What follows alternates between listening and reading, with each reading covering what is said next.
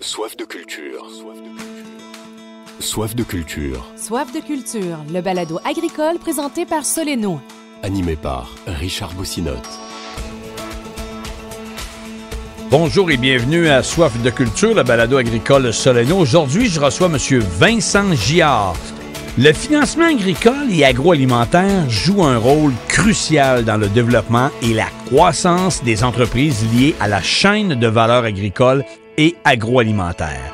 Monsieur Vincent Giard, nouveau membre du conseil d'administration de Soleno et ancien cadre de Financement agricole Canada, la FAC, possède une expertise de plus de 33 ans dans le domaine du financement des entreprises de ce secteur. Au cours de cette entrevue, nous allons explorer le rôle du financement agricole et agroalimentaire dans le développement durable et la croissance économique. Je vous souhaite un bon balado. Vincent Giard, bonjour, bienvenue au balado agricole Soleno. Bonjour, M. Boussinotte. On va en découvrir un peu plus. Moi, je connais Vincent Giard. J'ai rencontré Vincent Giard les premières fois dans des salons d'agriculture, puis on s'est toujours suivis. On faisait à peu près tous les mêmes salons d'agriculture. Donc, c'est vrai, pareil. Ça devient un petit monde, ça devient comme une famille. Absolument. L'industrie agricole au Québec ouais. est une industrie qui compte 29 000 fermes, 45 000 membres de l'UPA. Donc oui, c'est un petit monde. Puis c'est un monde extrêmement important. On va en parler tantôt, mais moi, je veux juste partir ça de la base. Vincent Giard, à la base, en fait, vous avez été Financement agricole Canada pendant 33 ans, mais vous êtes sorti de l'école, puis là, vous avez eu ce travail-là, mais vous étiez diplômé de McGill en agronomie, c'est bien ça? Oui, diplômé du Collège McDonald de l'Université McGill en agronomie. En fait, de formation, mon premier bac en agronomie, c'est comme nutritionniste animal. Et curieusement, j'ai bifurqué vers le financement agricole. Ça a été mon premier emploi. C'est différent des vaches, là, sur le terrain. Là. C'est pas pareil. Là. C'est différent des vaches, du terrain, absolument, mais c'est connexe, c'est complémentaire. J'ai toujours eu un intérêt pour la science et aussi pour l'économie agricole. Alors, ça m'a permis, mon travail à FAC m'a permis de combiner ces deux intérêts-là. Moi, puis je vais vous poser la question parce que je la pose toujours. Étiez-vous la famille issue du monde agricole? Il y a des gens qui ont fait une carrière incroyable dans l'agriculture, mais du tout, il n'y avait aucun lien avec l'agriculture. C'est-tu votre cas ou pas? Non, j'ai des racines assez profondes dans l'agriculture. Ouais. Oui.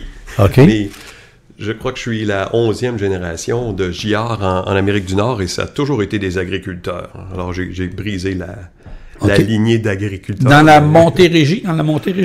Oui, toujours Montréal et la Montérégie. Ceci étant dit, oui, je suis né sur une ferme laitière et céréalière à Saint-Simon-de-Bagotte, dans le coin de Saint-Hyacinthe. Puis bien sûr, ça a marqué mon enfance, hein, le rythme des saisons, la stabilité que procure le fait de grandir sur une ferme.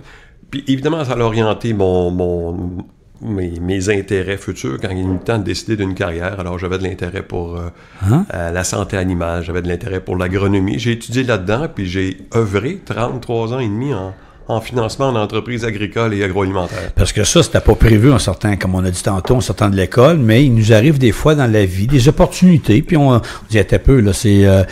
on va se le dire, c'est le gouvernement fédéral, attends un peu, on va regarder ça. Je pense que ça mérite d'écouter, on va se le dire comme ça. Là, ça méritait de les écouter à ce moment-là. Mais comment c'est arrivé? Là? C'est-tu juste parce c'était-tu un concours qui était ouvert ou des fois on dit toujours à la blague, ça dépend qui tu connais, mais dans votre cas, c'est arrivé comment? C'était-tu un concours? Dans mon cas, c'est arrivé, il y avait des entrevues d'embauche pour FAC sur le campus. Alors moi, j'ai mis mon nom, j'ai dit ça a l'air intéressant, pourquoi pas... Je terminais mon baccalauréat au printemps 89. J'ai mis mon nom, je suis allé passer l'entrevue. On m'a offert un emploi. Alors, la vie a pris ce tournant-là à ce moment-là. Et je ne l'ai jamais regretté. Ben, c'est sûr, parce que ça vous a permis en fait, quand vous avez été là, vous avez voyagé, j'imagine, un peu, ou c'était plus pour le Québec? Vous aviez à un moment donné l'Est ontarien, mais c'était-tu... est-ce que c'était principalement au Québec ou ça vous a permis de voyager un peu dans le Canada? J'ai débuté comme conseiller en financement à la base, ici même à Saint-Jean-sur-Richelieu, où est situé le siège social de Soleno. Et j'ai occupé des postes à responsabilité croissante qui m'ont amené à voyager à travers le pays. Effectivement, j'ai visité 9 des 10 provinces canadiennes. grâce à mon travail. Pourquoi la 10e, on ne l'a pas faite? C'est parce qu'il n'y a pas d'agriculture? Ça n'a pas donné? Ça n'a pas donné. Ça n'a pas donné, OK. Il n'y a que Terre-Neuve qui manque à ma culture. Là. Okay. C'est moins peut-être agriculture, plus pêche, plus peut-être, mais il doit en avoir sûrement un petit peu peut-être? Il y en a un peu, mais ce n'est pas la plus grosse province d'un point de vue agricole. Bon, là, je le sais qu'on va dire c'est Québec, mais dans les provinces que vous avez visitées, qu'est-ce que ailleurs, il faut en parler, c'est important, mais ailleurs, là, je sais que la culture, c'est différent. Si on s'en va dans l'Ouest, c'est laquelle, mettons, on vous dit, OK, c'est le Québec, mais après ça, là, mettons, on est chauviniste un peu. Après le Québec, là, il y en a-tu une qu'on pourrait nommer? Juste pour le plaisir, parce que il y a des grands étendues dans l'Ouest. Là. Il y a des grandes étendues dans l'Ouest. On ne soupçonne pas à quel point les superficies agricoles sont importantes dans les prairies. Il faut avoir voyagé, passer en voiture ou survoler en avion pour voir l'infinie étendue des terres agricoles de l'Ouest. Et de fait, dans l'économie agricole canadienne, il y a 40% qui se passe dans l'Est du pays, puis il y a 60% de l'agriculture, du revenu agricole qui est dans l'Ouest du pays. Alors, on peut dire que ça a un plus grand poids dans l'Ouest que dans l'Est, curieusement. Par contre, le Québec et l'Ontario, je pense, au niveau laitier, on est pas mal dans les champions, pas mal en tête de liste là-dessus, du côté laitier. Fait que c'est différent parce qu'il coûte l'étendue des prairies, là, puis tout ça. Exactement. Québec, Ontario, c'est 70% de la gestion de l'offre. Quand même, c'est pas rien non plus. C'est pas rien. Donc, on a passé sa vie, évidemment, fait que donc, dans le financement, mais quand vous êtes sorti, on l'a dit tantôt, Vincent Giard, je rappelle mon invité au balado agricole Soleno, Vincent Giard, en fait, parce que là, vous êtes un jeune retraité, mais après ça, vous avez fait quelques cours de financement, vous avez été au HEC, que je voyais également, puis tout ça, vous avez fait que c'est ce côté-là qui vous a emmené à des perfectionnements, si on veut? Oui, j'ai toujours eu de l'intérêt pour la connaissance, puis poursuivre mes études. Alors, après avoir travaillé 2-3 ans comme conseiller en financement, j'ai entrepris des études de maîtrise en administration des affaires à l'École des hautes études commerciales à Montréal. Et j'ai fait un BA en finance et en marketing. Et ça m'a bien servi dans ma carrière, absolument. Puis ça m'a aidé à acquérir des habiletés de gestion là, qui m'ont servi quand je suis devenu gestionnaire. Exact. Parce que là, dans votre travail de tous les jours, après ça, on dirige une équipe, mais c'est, oui, on prête de l'argent, mais c'était en même temps de la vente. Il faut faire de la vente parce que vous n'étiez pas tout seul. C'est un peu ça. Oui, absolument. Il faut faire de la représentation, il faut établir des relations d'affaires, il faut être capable de bien communiquer ce qu'on peut faire, mais surtout bien comprendre le besoin des entrepreneurs et d'apporter une solution de financement qui répond aux besoins des entreprises, des entrepreneurs. Fait que, donc, je veux qu'on parle un petit peu parce que vous avez vu tantôt, tu sais, on parlait, tu sais, on l'a dit, au même endroit, 33 ans, quand même pas rien. Aujourd'hui, c'est moins courant qu'on va voir ça. C'est moins courant. Vous avez vu des changements, vous avez vu plein d'affaires. Vous avez vu, tu sais, d'une famille peut-être de 7 enfants aujourd'hui, mais c'est 2 enfants. Mais vous avez connu quand même quelques générations, là, tu sais. Vous avez sûrement quelques petites anecdotes, c'est des gens que vous avez pendant 33 ans vu ou je ne sais pas rencontré des gens qui ont été fidèles à vous? Là. Absolument, absolument.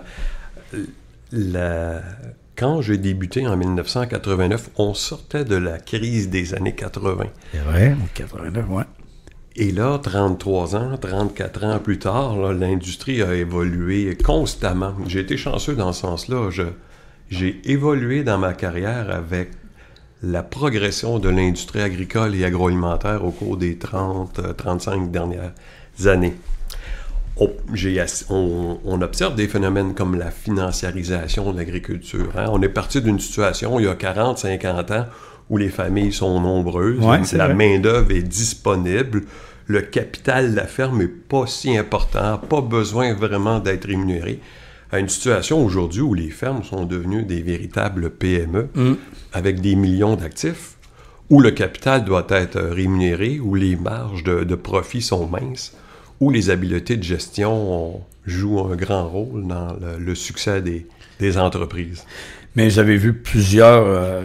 en fait, il y a des familles... Là, les générations, vous suivez. Tu sais, des fois, on dit, oui. là, le père passe la relève, puis là, Alors, l'enfant, des fois, tu sais, il veut prouver que, oui. ouais, le père faisait ça de même, mais là, moi, je vais faire ça autrement. Est-ce que ça l'a suivi également? Ouais. Oui, quand on observe qu'on a fait un prêt pour établir le père, puis maintenant on fait un prêt pour établir le fils, tu dis, là, je pense que ça fait plus qu'une génération, en tout cas, au moins une génération que j'œuvre dans cette industrie-là, oui, on a vu ça. Puis, évidemment, l'industrie a évolué énormément depuis 35 ans. Pensons juste à tous les avancées technologiques, toute l'informatisation des fermes, tout l'avancement d'un point de vue génétique, que ce soit animal ou que ce soit au niveau végétal. Animal, la génomique commence à transformer la génétique. Et au point de vue végétal, tous les organismes génétiquement modifiés, comment on a amélioré les rendements avec l'avancée, les avancements d'un point de vue génétique, génomique. Incroyable. C'est incroyable également comment ça va vite aussi dans ce secteur-là. Des fois, il y a d'autres secteurs, on va dire l'électronique, ça, c'est 2-3 ans après, mais l'agriculture également aussi, aujourd'hui, tout est... T'as pas le choix de suivre la parade. Pas le choix de suivre la parade. Tout l'arrivée des technologies, toute l'agriculture de précision, l'avancement de la science, l'avancement de la connaissance transforme l'industrie, crée ce sentiment d'accélération. Puis même, à la limite, des fois, on voit un peu de techno-anxiété chez les entrepreneurs agricoles et dans d'autres secteurs. Ça va vite et c'est difficile de demeurer bien au fait. La beauté d'un balado, Vincent Giard, c'est parce que des fois, on peut tirer d'un bord puis de l'autre, puis on revient, on a du temps. Je veux juste revenir parce que je vous entendais dire, tu sais, la génération aujourd'hui, tu sais, un producteur agricole, aujourd'hui, les gens s'en rendent pas compte, mais il doit savoir comment la machinerie fonctionne, mais il doit savoir aussi, tu sais, au niveau du bétail puis tout ça, mais la gestion, c'est énorme, les lois, maintenant les lois environnementales, ce que tu n'avais pas il y a peut-être 25-30 ans, ou du moins pas mal moins, puis tout ça, c'est rendu que ça prend des gestionnaires. D'ailleurs, on voit de plus en plus des gens qui reprennent la ferme, qui sont minimum un cégep, et puis après ça, un universitaire, beaucoup d'universitaires maintenant, beaucoup. Absolument. Pour être un bon agriculteur, et je dis souvent qu'il faut savoir faire tous les métiers. Oui. Comme tu viens de l'énumérer, Richard, il faut être bon dans le domaine des cultures, dans le domaine végétal, il faut être bon dans le domaine animal, il faut être bon dans le domaine de l'alimentation, il faut être un bon mécanicien, un électricien, un plombier, un bon gestionnaire, faut aimer faut aimer la comptabilité, il faut comprendre l'informatique, il faut savoir se servir d'un téléphone intelligent, les médias sociaux. La liste est longue. Alors, ça devient bien exigeant pour les producteurs agricoles, d'où l'importance de savoir bien s'entourer, de pouvoir s'appuyer sur des partenaires solides, des fournisseurs qui nous aident, qui font une partie du travail pour nous, qui nous amènent l'expertise manquante. Alors, le réseau, savoir s'appuyer sur un réseau de fournisseurs et de partenaires qui nous aident à avancer, à aller plus vite, c'est un élément essentiel du succès des PME.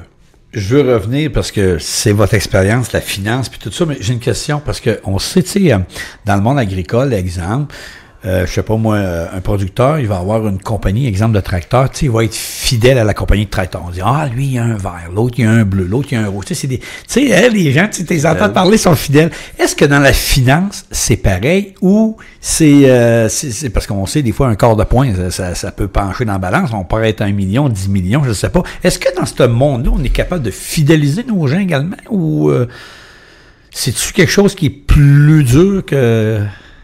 Je vous dirais que le monde de la finance est un monde compétitif comme dans le drain, comme dans le drainage. Comme dans le drainage pour ce qui est de Céléno, la production de drains agricoles, de drains français.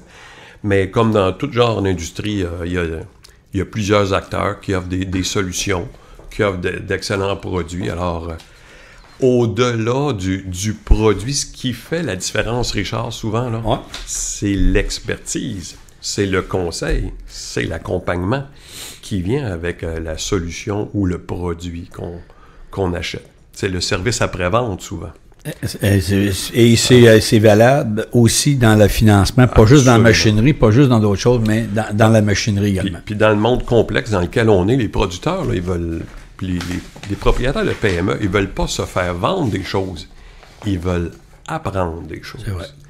Ils veulent ils veulent comprendre. Dis-moi ce que tu peux faire pour m'aider à être meilleur, à prendre des meilleures décisions, à être plus efficace, à être plus rentable.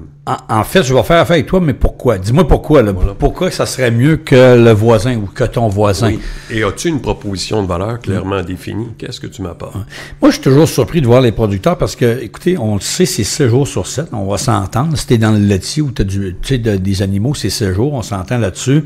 Mais peu importe la culture qu'on fait, de voir l'hiver, là, tu sais, dans la saison plus tranquille, il y a pas une journée, je pense qu'il n'y a pas une formation pour les producteurs, puis ils sont vraiment sollicités, mais ils sont là. J'imagine que vous autres aussi, vous faisiez des formations comme d'autres, parce que nous, on en a fait également. Oui. Puis je suis toujours surpris de voir, mais c'est la soif, hein. Nous, c'est soif de culture, mais nous autres, c'est la soif d'apprendre. C'est un peu ce qu'on vient de mentionner. C'est qu'ils n'ont pas le choix de se recycler. On n'a jamais terminé d'apprendre. On a passé d'une vie pour apprendre à propos de nous-mêmes, puis apprendre tout ce qu'il y a à savoir. Tu sais, dans tout ce que vous avez vu, vous avez vu une évolution, Vincent Giard, depuis 33 ans et même plus dans ce monde-là, on peut-tu dire que l'agriculture au Québec va bien, se porte bien? Tu sais, des fois, on entend certaines revendications, mais dans l'ensemble, les producteurs, je pense que tout le monde a évolué, tout le monde a grandi, tout le monde a grossi, on va le dire comme ça, là, dans le sens que on s'est agrandi, il y a moins de petites fermes, hein, c'est un peu ça, là, il y a moins de... Mais dans l'ensemble, les gens vont bien. Oui. Ça demande un peu de nuance, là. La croissance de la population mondiale, la croissance de la population canadienne et québécoise apporte une augmentation de la demande pour les denrées agricoles. Alors ça, c'est un point positif. Au Québec, 40% du revenu agricole est sous gestion de l'offre. Prix stable, prix défini en fonction des coûts de production. De ce côté-là, ça va. Il y a un autre 30% qui est stabilisé, qui est sous ASRA, 30-35%. Donc, de ce point de vue-là, ça va. Mais il y a des productions pour lesquelles c'est difficile dernièrement avec la hausse du coût des intrants, la hausse du coût des intérêts. Je pense à l'industrie porcine, la baisse de la demande mondiale pour la viande de porc a amené des enjeux importants dans l'industrie porcine. Cette année, les changements climatiques, ou en tout cas les précipitations abondantes, ont créé des enjeux importants. Ça amène d'autres enjeux également. D'autres enjeux, notamment pour les producteurs maraîchers. On a vu que ça a causé des enjeux importants. Alors, oui, ça va bien. Il y a des segments de marché, il y a des productions pour qui c'est plus difficile. Porc et maraîchers, cette année, ont été durement affectés, je vous dirais. Parce que vous avez eu la chance, Vincent Giard, de travailler, exemple, pour le fédéral, donc on dit c'est à la grandeur du Canada. Est-ce que le Québec, on fait mieux, on est correct, on pourrait faire mieux dans l'agriculture? Mais en fait, ma question est très grande parce qu'il y a la partie production. Si je prends au niveau des grandes cultures, c'est sûr que l'Ouest canadien, c'est très grand, mais si je regarde, on est-tu performant, le Québec, en agriculture par rapport aux autres provinces? Mettons qu'on mettrait ça sur général. Tu sais, on dit qu'on parle à la fin de l'année, les bilans, là, on est-tu bon? On est-tu pas pire? Oui, on peut citer un exemple parce qu'au Québec, là, 70% la production agricole est transformée. Alors, on ajoute la valeur. Il y a un processus de création de valeur avant que cette production agricole-là soit mise en marché. Ce qui n'est pas le cas dans les prairies canadiennes. Il y a encore cette façon de faire, de produire une denrée de base, de la mettre sur le train, de la mettre sur le bateau et de l'exporter. En fait, ils transforment moins. Ils transforment moins parce que, historiquement, il y avait moins besoin de le faire. Là, c'est différent. C'est en train de changer. Mais le Québec peut mieux faire. D'ailleurs, il y a une stratégie au niveau québécois d'augmenter l'autonomie alimentaire qui découle de une grande prise de conscience dans le cadre de la pandémie et qu'on pouvait produire davantage. Chez nous, on n'a qu'à penser au programme qui a été mis de l'avant pour augmenter les superficies en production en serre. C'est vrai. Alors, le Québec est sur la bonne voie. Maintenant, il y a un phénomène de concentration des fermes aussi. Là. Ça, on n'y échappe pas. Hein? Il y en a moins, mais en fait, on produit pas moins. On produit plus, mais avec moins de fermes. Avec moins de propriétaires, on va le dire comme ça. C'est important de nuancer ça, de spécifier ça. C'est vrai. Deux choses là-dessus. Il y a un phénomène de concentration. Alors, la ferme moyenne a tendance à disparaître, soit qu'elle devienne grosse, soit qu'elle reste comme elle devient petite parce que les autres progressent, d'une part. Ceci étant dit, pour la première fois l'an dernier, il y a eu une augmentation nette du nombre de fermes parce qu'il y a eu beaucoup de démarrage de petites fermes. Dans du maraîcher particulièrement, je pense, hein, parce oui. que sinon, tu sais, c'est pas évident de dire on s'en va dans le lait, là, vraiment. Ou c'est plus dans le maraîcher. Souhaitons que ça va durer. On souhaite que ça dure, on leur souhaite le meilleur des succès. C'était souvent des fermes plus petites, comme tu le mentionnes, Richard, avec une mise en marché locale, des circuits courts. Oui. Mais si on entend parler, puis je pense qu'en tout cas, il y a un engouement. Oui. Je rappelle mon invité au Balado Solano, c'est M. Vincent Giard. Et puis, Vincent, je veux revenir. Est-ce qu'au provincial, ici, parce que de par votre expérience, de par le fédéral, est-ce qu'on est-tu plus dur avec nos producteurs agricoles au niveau des lois, des normes par rapport à d'autres provinces? On est-tu dans les tops, tu sais, parce que depuis les dernières années, là, tu sais, l'environnement, là, tu sais, les producteurs, ils ont vraiment l'environnement. Ça semble quand même bien aller, mais tu sais, tu peux faire tout ce qu'ils vont te demander, mais à un moment donné, il y a un coût qui va faire qu'en bas, au net, là, tu as de la misère à faire de l'argent, là. On est-tu pire que les autres provinces? Le Québec est un chef de file en matière de réglementation environnementale. Il faut bien comprendre qu'au Québec, l'agriculture, le 2% des terres agricoles se pratiquent principalement le long du fleuve Saint-Laurent. Alors, ça influence là, la responsabilité environnementale là, qu'on doit avoir. Les autres provinces, parfois, la réglementation environnementale peut être moins restrictive. Mais écoutez, je ne suis pas un spécialiste de l'environnement, mais je suis capable de porter ce jugement-là. C'est important dans le cadre là, de les changements climatiques, aussi dans le cadre de la réduction de la biodiversité. C'est important de s'en soucier. Et de trouver le bon équilibre entre les contraintes qu'apporte la réglementation et les bénéfices qu'apporte la réglementation. Puis c'est important de dire aussi, parce que longtemps, tu sais, on a été sur le dos des producteurs et productrices agricoles au niveau de l'environnement. Puis moi, je pense qu'il y a eu énormément, il y a eu un bond de géant qui a été fait, tu sais, à un moment donné, là, dans plusieurs secteurs. Puis aujourd'hui, c'est important de le mentionner. Puis on en parlait tantôt, tu sais, quand on parlait de relève, bon, mon père, là, puis le garçon arrive, mais les jeunes aussi arrivent, on sort fraîchement des bancs d'école, fait que veut pas, on a eu plus de sensibilisation à l'environnement. Pas que dans le temps, parce que dans le temps, c'était comme ça. Aujourd'hui, on arrive, puis il y a une sensibilisation à l'environnement. Donc, mais il faut le dire, là, les producteurs se sont énormément, en fait, ont pas eu le choix, se sont adaptés, ils ont suivi. Absolument. Il y a eu de très, très grands efforts de fait en matière de réduction de l'impact sur l'environnement, puis les producteurs, dans ce sens-là, méritent d'être reconnus. D'ailleurs, ça me fait penser, M. Bossinat, Richard, j'ai eu l'occasion de rencontrer des producteurs dans 9 provinces sur 10. Ouais. Et j'en suis venu à la conclusion suivante, ils ont 2 choses en commun. La première, ils veulent un juste prix pour leur produit pour ce qu'ils mettent en marché. Ça, évidemment, c'est normal, pour pouvoir couvrir leur coût de production. Mais la deux éléments, ils veulent être reconnus pour ce qu'ils font. Et avec raison. Avec raison. Parce qu'ils travaillent énormément, 7 jours par semaine, dans des conditions difficiles, à la merci de la météo. Il faut savoir faire tous les métiers, alors de longues heures, pour des fois bien peu de reconnaissance et des fois davantage moi, je comprends. Puis, tu sais, est-ce qu'on en fait assez aussi en même temps? Quand je dis on en fait assez, exemple, je peux nommer les médias ou d'autres, pour reconnaître, parce que, tu sais, on peut dire à la blague, à quand un gala pour les plombiers? Non, mais à quand un gala pour les électriciens? La même chose, à quand un gala vraiment pour, tu sais, le dimanche soir à télé, qu'on va honorer des producteurs et des productrices agricoles parce qu'il se fait des choses extraordinaires au Québec. On a juste à suivre qu'est-ce qui se fait, là. Puis c'est incroyable, le travail. Puis en 5 ans, des fois, tout ce qu'ils ont réalisé, ça a aucun sens. Mais je comprends, mais il me semble qu'on pourrait peut-être en faire un peu plus là-dessus, de ce côté-là, je ne sais pas. Absolument.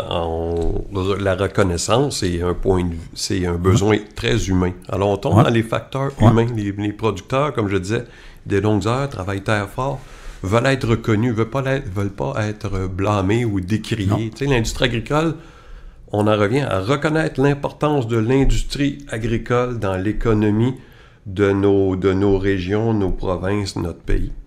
Et une économie agricole prospère, c'est à la base de tous les pays prospères sur la planète. Et dans ce sens-là, le Canada, là, Richard, est un des 5 pays les mieux positionnés pour devenir le fournisseur de denrées alimentaires de la planète. On a tout ce qu'il faut. On a tout ce qu'il faut. On a les ressources.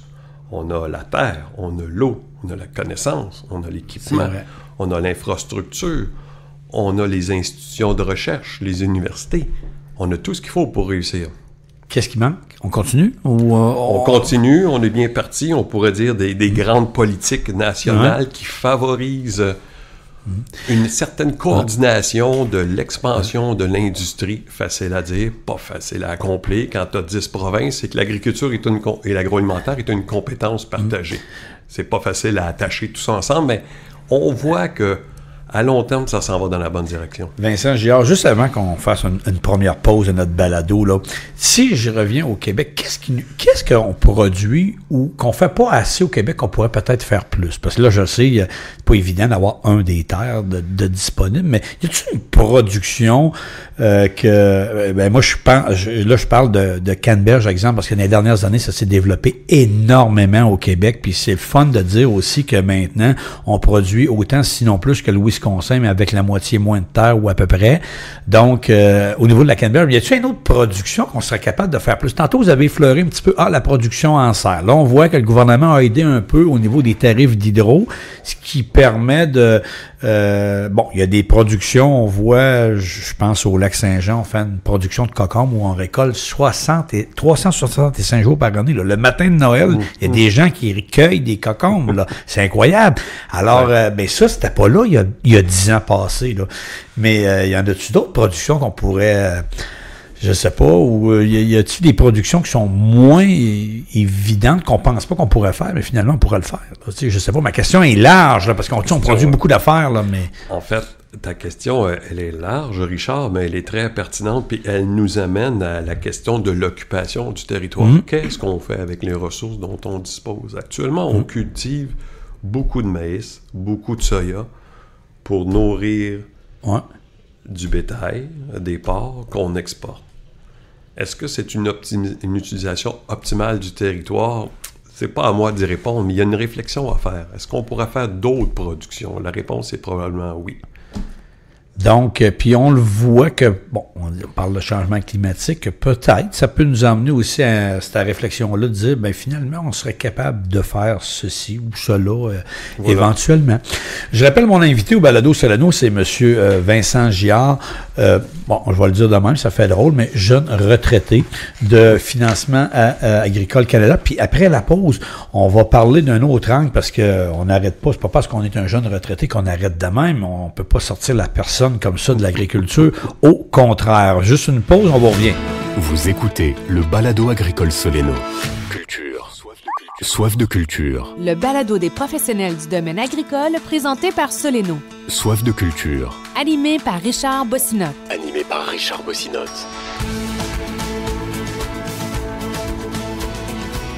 Alors, on est de retour à notre deuxième partie, si on veut, avec mon invité qui est M. Vincent Giard. Je rappelle, Vincent Giard a été 33 ans au Financement Agricole de Canada. Puis là, comme on a dit, c'est un jeune retraité. Vous pouvez l'entendre même dans sa voix, comment il y a la voix jeune, bien entendu. Vincent Giard. Puis là, je vais aborder la partie, en fait, là, évidemment, on prend pas vraiment de retraite. On sort pas la personne de l'agriculture, mais on fait d'autres choses des fois, puis il nous arrive d'autres opportunités.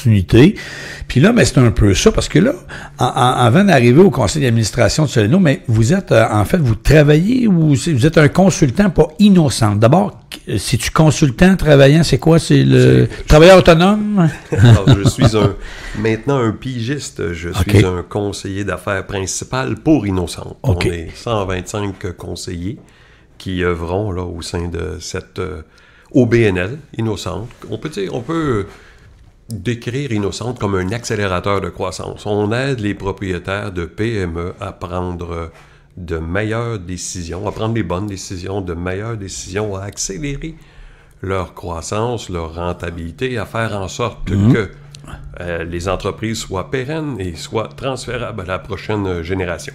Donc, Innocente, là, en partant, c'est un OBNL, comme on dit, donc un organisme à but non lucratif, mais pas seulement agriculture, là, c'est important de le mentionner, vous venez de le dire, c'est en fait de PME, on a une PME. En fait, là, moi, j'arrive avec un projet, je dis, j'ai peut-être un projet d'agrandissement, je veux acheter. En fait, vous allez me structurer, c'est un peu ça, c'est quoi? C'est selon mes besoins? Oui, absolument. Les conseils d'affaires chez Innocente, ça couvre un large spectre d'expertise, puis les services qu'on offre, bien, ils sont adaptés aux besoins spécifiques de chaque entreprise.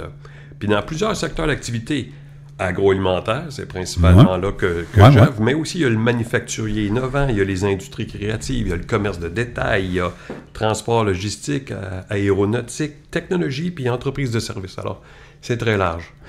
Est-ce que vous êtes un organisme là, Innocente, une porte d'entrée là, où j'ai besoin de vous allez me monter un dossier, puis avec ça, je peux aller chercher mon financement, je peux aller chercher une subvention si elle est éligible. C'est-tu un peu ça, dans le fond? Vous êtes comme des éclaireurs un peu? Oui. Des guides? On aide. C'est un processus de co-création. On n'exécute pas le travail à la place du propriétaire de la PME, mais on travaille ensemble pour faire avancer le dossier, pour répondre aux besoins spécifiques identifiés de l'entreprise, que ce soit dans un enjeu de marketing et de communication, un enjeu de gouvernance, l'optimisation des opérations de la logistique, l'alignement stratégique, les ressources humaines, la modélisation, puis la recherche de financement. Tout ce qui est la commercialisation ou la transformation numérique. On voit que les PME, qu'elles soient agroalimentaires ou dans d'autres secteurs d'activité, c'est souvent les mêmes enjeux. Là. Enjeux de ressources humaines, enjeux de financement, on l'a mentionné, enjeux d'efficacité opérationnelle. Comment je peux faire plus d'argent? Comment je peux améliorer mon efficacité? Fait que c'est là que vous intervenez. Oui. Mais pour que les gens comprennent bien, puis tu sais, des fois, ils disent « Ah, ouais, c'est intéressant, mais y a pas de petits projets? Comment vous déterminez si on prend un mandat ou pas? Est-ce que, c'est-tu comme, j'allais dire, un avocat, des fois, il dit « Oh, je prends cette cause-là ou je la prends pas. » Ça fonctionne comment pour prendre un mandat? Oui. Y a-t-il une grosseur? Y a-t-il un minimum? C'est 1 million, 2 millions? Non, mais je veux dire, de projet d'investissement, comment ça fonctionne? Alors, pour rester bien général, on intervient avec la PME, puis la PME, c'est défini entre des revenus de 2 millions jusqu'à 200 millions. Ah, OK. Bon. Ceci étant dit, il y a un volet agroalimentaire. Dans l'agroalimentaire, on commence à 1 million. Comment? Ouais, mais c'est j'allais dire presque un minimum aujourd'hui, non? C'est pas mal ça, hein? C'est pas mal ça.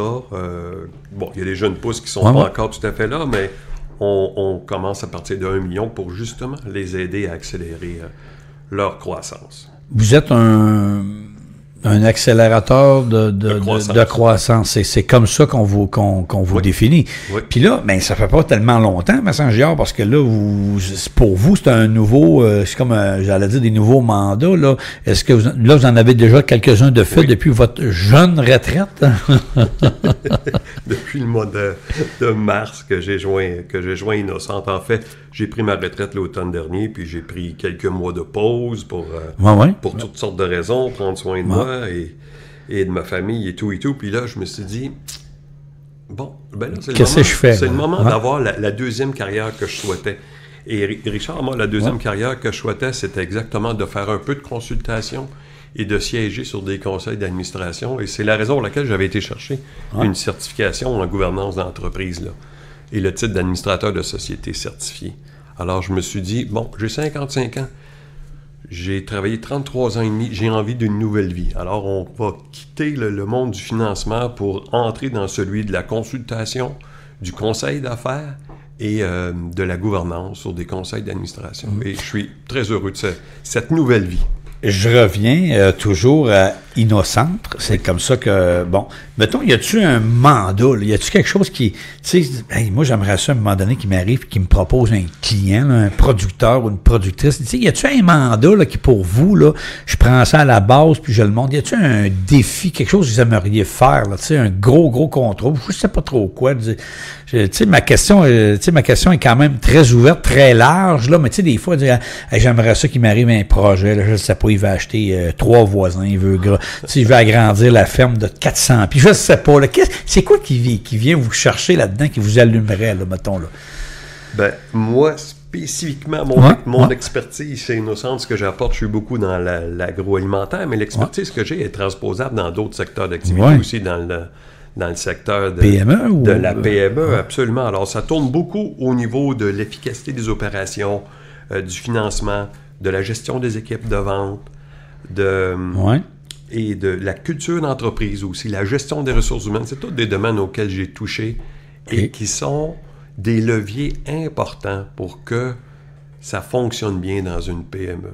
Pour que ça fonctionne bien dans une entreprise, là, les choses et les rôles doivent être clairs. Quand tout le monde sait exactement ce qu'il a à faire, quand il y a de la clarté, il y a de la confiance.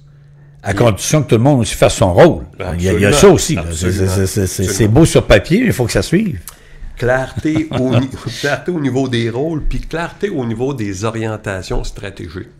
Puis quand tu attaches avec ça, la clarté au niveau c'est là qu'on s'en va. De tes budgets, de tes investissements, tout ça là, converge, puis fait en sorte que tout le monde tire dans la même direction. Des bonnes équipes de vente, les directeurs des ventes, Richard, tu sais comment ça fonctionne, hein? Quand l'équipe est performante, les ventes sont au rendez-vous, généralement la rentabilité est au rendez-vous, si on arrive à contrôler nos coûts de production. Alors... Mais là, ma question est à large, la réponse est large aussi, si je comprends bien. Là, c'est un tout, là, dans le fond, là, c'est un tout comme mandat. Est-ce que c'est des mandats qui sont longs lorsque vous êtes... 6 mois. 6 mois? Ah, OK. 6 mois, 200 heures, généralement. Et c'est une équipe multidisciplinaire. C'est la beauté d'Innocente, c'est ce qui m'a attiré là. Je les connaissais de par mon ancienne carrière, mais on est toujours 2, 3, peut-être 4 sur un mandat. C'est un mandat. Alors, c'est une équipe multidisciplinaire. Puis chacun ses tâches, comme vous venez d'expliquer, dans le fond. Chacun ses tâches. Généralement, vous allez faire ça, puis l'autre va faire ça. Des expertises complémentaires. Alors, ça met le client en confiance. Là. Il n'est pas juste dépendant d'une seule personne, mais il peut bénéficier là, de la connaissance, de l'expertise, de l'expérience. OK. 2, 3 personnes. Donc, c'est le fun. C'est un bel après-carrière. C'est moins... On se met moins peut-être de pression sur le dos. On a moins la pression du quotidien peut-être parce que là, c'est des mandats. On a 6 mois pour le faire, dans le fond. Ouais. Curieusement, Richard, il m'arrive encore des fois de me réveiller la nuit et de penser à mes clients. Je pensais que c'était terminé, cette vie-là. Ah ouais? Mais non. Ça suit, ça continue. On prend ça à cœur. Mais effectivement, le fait d'être 2, 3, une équipe multidisciplinaire, ça aide à partager. Pas la pression, mais la responsabilité d'apporter le meilleur conseil pour aider la PME à croître. Et ce qu'on dit à nos clients potentiels, c'est dites-nous votre problématique, là. On va vous aider à la définir. On va voir s'il n'y a pas d'autres problématiques sous-jacentes. On va bâtir la bonne équipe pour vous aider à résoudre l'enjeu qui vous préoccupe. Ce qu'on dit à l'entrepreneur, qu'est-ce qui t'empêche de dormir? Tu as le problème, tu as un problème de ressources humaines, tu as un problème d'efficacité des opérations, tu as un problème de mise en marché, tu as un problème de gestion d'équipe de vente, tu as un problème de marketing. On peut t'aider, on va bâtir l'équipe. C'est-tu déjà arrivé que, exemple, j'allais dire peut-être dans votre autre vie au financement agricole ou encore avec Innocente, là, que vous montez un projet, mais ça arrive des fois des entrepreneurs qui, ils m'ont recommandé ça, mais j'écoute pas nécessairement. Ça arrive-tu que ça dévie un peu? Oui, non, tu sais, parce que l'entrepreneur va avoir une vision, va avoir une idée, puis les gens de la finance ou des gens comme vous qui arrivent de l'externe, ils ont dit, gars, si tu veux, le corridor, ce serait comme ça. Ça arrive-tu que ça dévie un peu? Ou on a déjà vu ça dans le passé en masse, là.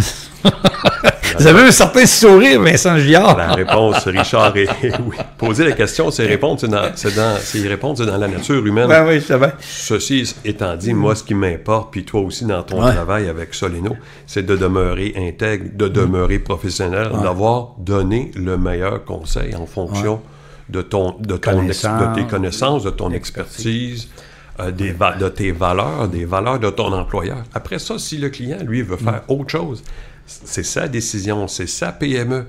Alors, nous, on l'accompagne, on donne le meilleur conseil. L'utilisation qu'il en fera, ça lui appartient.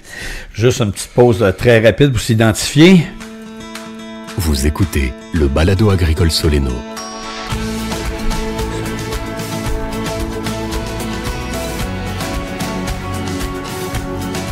On est de retour au Balado agricole Soleno. On va entamer la dernière partie. Mon invité est M. Vincent Giard.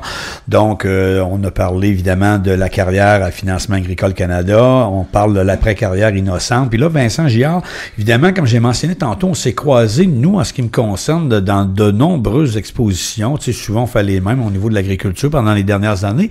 Mais comment c'est arrivé, là, vous, votre arrivée à Soleno, évidemment, c'est, j'imagine, un contact de M. Alain Poirier, le président de Soleno. Comment c'est arrivé, là, l'approche au niveau du conseil d'administration? Il y avait des gens qui quittaient le conseil, là, tout ça.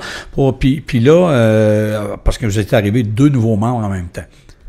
Oui, annoncé en mars dernier. Alors, comment c'est arrivé?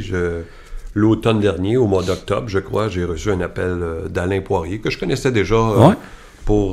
Parce qu'on œuvre dans la même industrie. Soleno est un joueur important dans l'agriculture. Dans l'agriculture, dans l'industrie de la gestion de l'eau. Hein. Pas seulement du drainage, mais tout ce qui est la gestion de l'eau.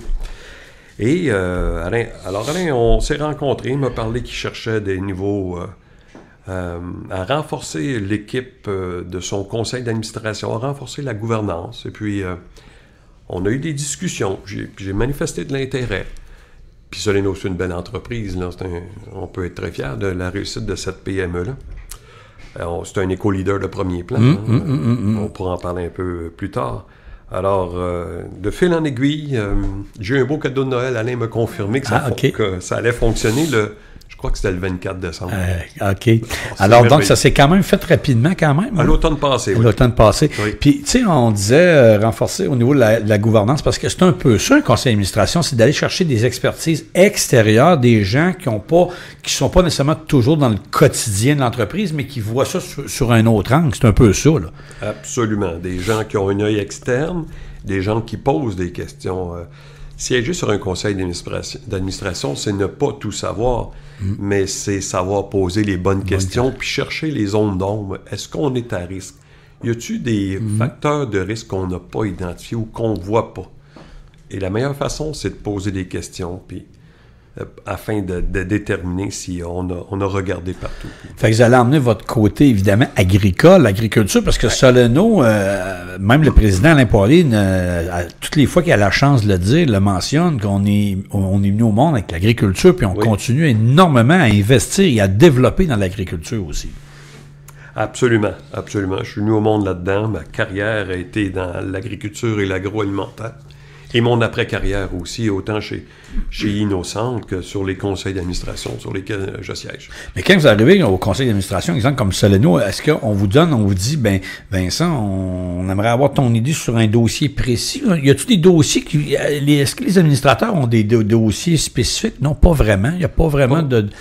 Pas à ce moment-ci. On est encore... chacun apporte des contributions. Parce que c'est récent, là, dans votre cas.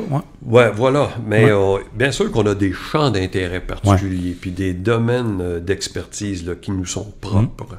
Alors, mais dans votre cas, il y a l'agriculture, oui, mais vous avez également aussi un côté marketing, vous avez un côté administrateur, on est aux finances également, là. Voilà. Et puis, j'allais dire un côté de finance, parce que vous avez passé votre vie pas à nager dans l'argent, mais dans l'argent, parce que, tu sais, on prêtait, on fait des prêts, on fait une parenthèse ici, un clin d'œil, vous avez bien compris, là, mais c'est un peu ça, là. Oui, j'ai prêté quelques milliards dans ma vie, bien sûr. Alors, effectivement, tu apportes ton bagage d'expérience, ton bagage de connaissances, puis aussi la rigueur que requiert le fait de siéger sur un conseil d'administration, puis les responsabilités qui viennent avec le fait d'être un administrateur. C'est-tu votre premier conseil d'administration style PME ou des fois on peut siéger, mais sur un conseil d'administration qui va être un organisme X, Y, Z ou PME comme Soleno quand même, là on est 500 employés? Oui, je dirais que c'est la PME la plus importante là, sur laquelle j'ai eu l'opportunité d'œuvrer. Ceci étant dit, je siège aussi sur le conseil consultatif là, du Centre hospitalier universitaire vétérinaire à Saint-Hyacinthe, qui est quand même assez exigeant. Là, on est dans un autre domaine, le domaine universitaire de la formation, mais ça amène une certaine complexité qui est intéressante. Non, mais c'est intéressant parce que c'est un autre monde, c'est complètement un champ, un champ qui est à part, qui est pas le même exemple de Soleno. Voilà. Vincent Giard, moi, écoutez, c'est sûr que j'aurais plein d'autres questions, mais on est toujours, on revient parce que c'est votre métier, c'est votre profession, vous êtes agronome à la base de formation, comme on l'a dit tantôt. L'agriculture, on en a parlé, l'agriculture au Québec va bien. Il y a un bel avenir pour l'agriculture. Je ne sais pas comment je l'avais demandé tantôt de l'aborder, mais est-ce que nos gouvernements, si je prends le Québec, on supporte-tu assez encore nos agriculteurs? Je sais que la question est un peu... Des fois, on sent que le gouvernement est là, des fois, on sent qu'ils sont moins là. On les supporte-tu assez, nos producteurs et productrices agricoles? Dans ma carrière, j'ai toujours essayé d'éviter de faire de la politique. Mais moi, il faut que je pose la question.